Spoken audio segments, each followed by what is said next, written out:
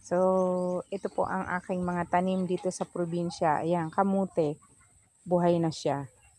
Tapos doon, may alaga akong itik. 6 na piraso siya. Ayun, no. 4 na babae, 2 lalaki. Yan. Ang sisipag nilang kumain. Kakapakain ko lang. Dito naman, nagtanim ako dyan ng mga kamatis sa kabila at sitaw at magtatanim ako. Maghahanda na ako dyan ng pagtataniman ng iba pang gulay. Tatanim ako ng cabbage, saka sweet pepino, saka lettuce.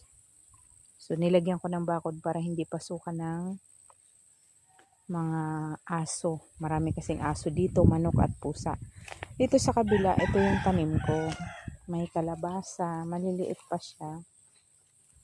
Ito kamote, saka kamuting kahoy.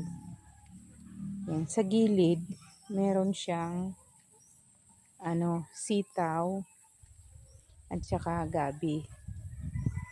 So, ito ang nakakalibang dito guys sa probinsya kapag ganito, nagtatanim. Hindi naman ako expert na sa pagtatanim, pero nagtatanong-tanong ako sa mga kapitbahay dito. Ayan din, nabuhay din. Nakakatuwa yung kamuting kahoy at saka yung mga sitaw. Umaga't hapon, nagdidilig ako sa kanya. Yung mga laing sa tabi, magaganda rin, matataba. Hanggang dun yung tanim ko. So, dito sa probinsya guys, ayan ang pinagkakalibangan pag nandito kayo.